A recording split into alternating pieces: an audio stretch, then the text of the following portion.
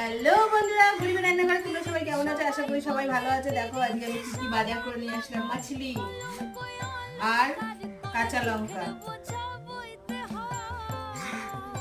আর এই দেখো আরেকটা জিনিস নিয়ে এসেছি। এটা হচ্ছে ওল ডাটা, দেখেছো?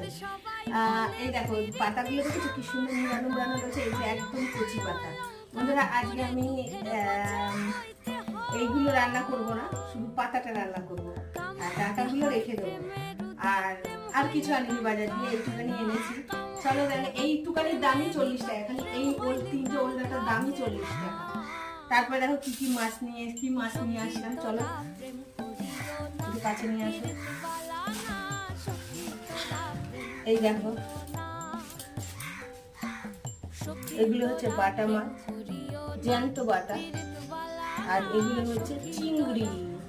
এই চিংড়ি মাছ দিয়ে আর